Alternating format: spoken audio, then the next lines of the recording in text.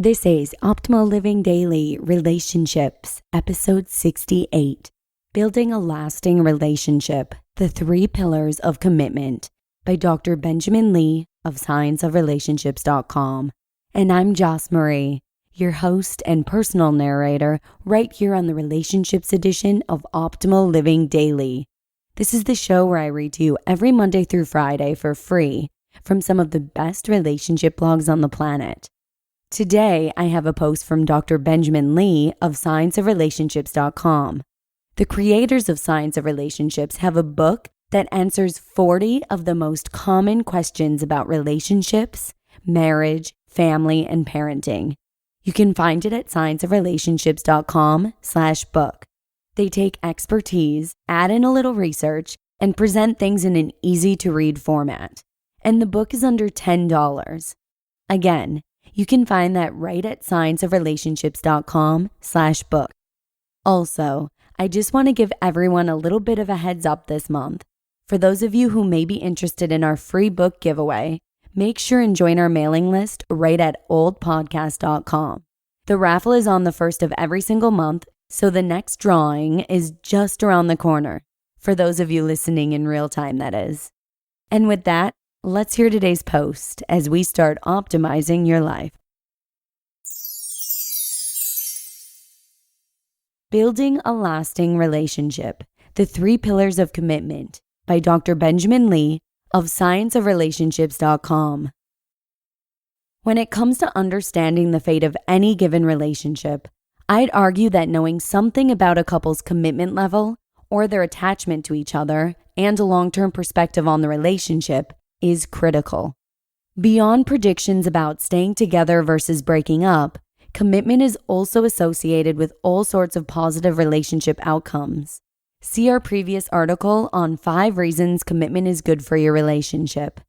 But how is commitment built in a relationship?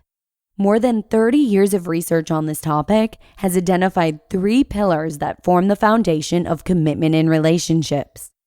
Pillar number 1, satisfaction. This one isn't particularly surprising.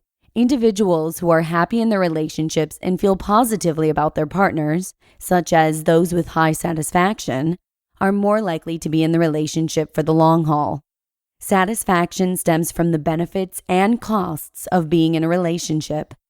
A satisfying relationship has a lot of benefits, like intimacy, emotional support, sexual fulfillment, security, and companionship. But even the best relationships have some costs. For example, you may have less time to hang out with your friends if you're spending time getting the aforementioned benefits from your partner. These benefits and costs together form a global sense of outcomes associated with a relationship. Are the outcomes in your relationship positive? Are the benefits greater than the costs? The second piece contributing to your satisfaction are the outcomes you expect to receive in your relationship. Do you have really high expectations for your relationship? If so, your outcomes need to be similarly high for you to be satisfied. However, if your expectations are low, it doesn't take much to make you happy. For example, imagine that Mitchell and Claire are each getting 1 back rub a month from their respective romantic partners. Claire has pretty low expectations. She only expects to get a back rub once a year. So her current relationship is wildly exceeding her expectations, and therefore she should be really satisfied with her outcomes. Mitchell, on the other hand, expects to get a back rub from his partner once a week. So if he only gets 1 each month, he'll be very disappointed with his outcomes and relationship. Of course, exclusively basing one's relationship expectations on the frequency of back rubs is overly simplistic, but substitute whatever outcomes you value in your relationship, and it works just the same.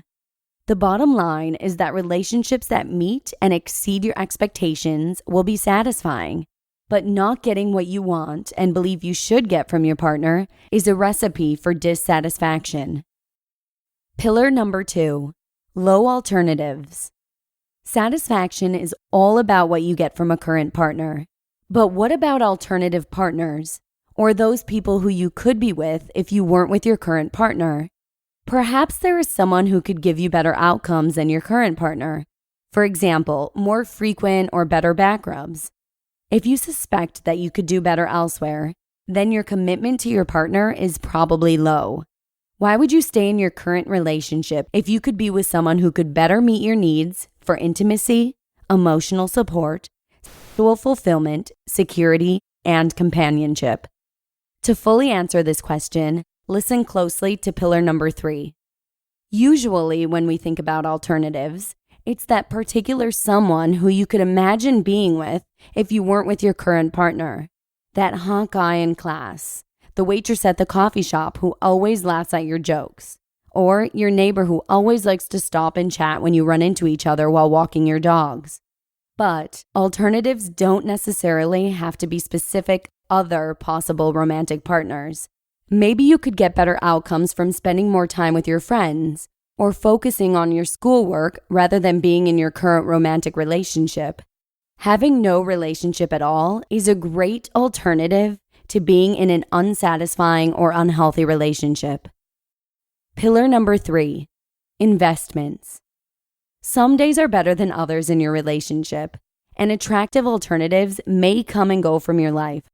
As a result, satisfaction and alternatives both fluctuate. But when satisfaction is low, such as you just had an argument with your partner, and alternatives are high, for instance, you just found out that your ex wants you back, why do people stay in their relationship rather than breaking up? It comes down to the investments in your relationship. Investments represent the things you'd lose if your relationship were to end. They are the stabilizing factors that keep things afloat during the tough patches that couples go through. They may be tangible items, like the house you and your spouse purchased together, or intangible things, like the work and effort you put into your relationship over the years.